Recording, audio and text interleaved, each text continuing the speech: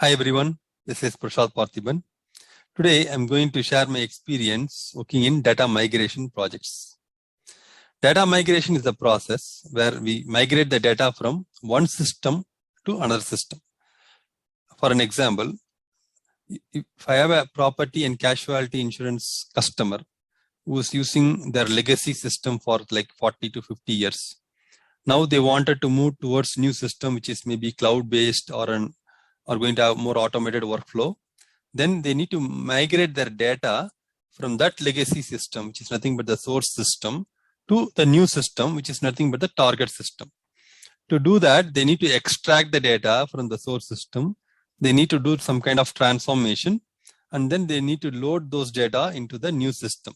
That's the overall high-level flow for data migration projects. So during this process, we have to do certain things as a data migration BA. The step number one is data mapping. As a BA, we need to work with the target system, SMEs, identify the schemas. When I say schemas, structure in which we need to load the data. For an example, if you take property and casualty insurance, they will say like for an account, these are the data elements that I need in this structure. For policy, these are the data elements that I need in this structure. We need to take those schema and go to the source system, legacy system, and identify the corresponding table and the field and do the mapping.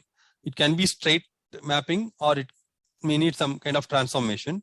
So those kind of data mapping rules has to be captured. Step number two is profiling, data profiling. Since we are using these legacy systems for 40 to 50 years, it is highly possible that the quality of the data may not be good. So we need to run the query, identify the data with the data quality issues and correct those issues and then load those data into the target system. That's the reason why we do data profiling. Third thing is transformation. As I told you, some data could be transformed as it is. Say if you have an account number, you could load those account number into the target system. In certain scenarios, you need to do some kind of transformation. Like if you have a unique ID like bureau number or some other ID, which is 6 characters in source system, but whereas in the target system, it could be 8 characters. So you need to add some kind of transformation logic and then load those data into the target system. That's where this data transformation comes into play. Then data reconciliation. Since we have multiple stages of data migration. So first step is we have to extract the data and put it in the source staging. Maybe then load that into the transformation staging.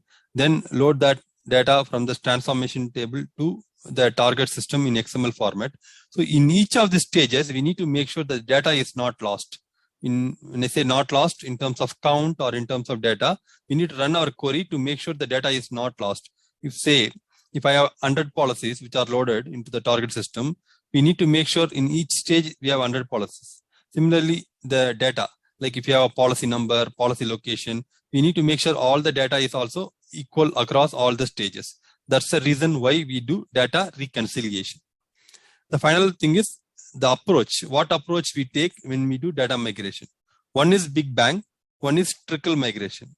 Big Bang is where we migrate the entire data at a stretch. Say example, if you have 2000 policies in your legacy system, you migrate all the 2000 policies into the target system.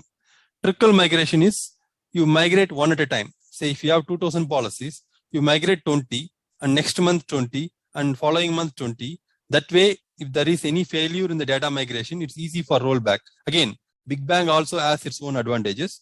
It's depending on the client, we have to decide whether it's a Big Bang or trickle. Trickle, otherwise called as renewal-based migration in property and casualty insurance.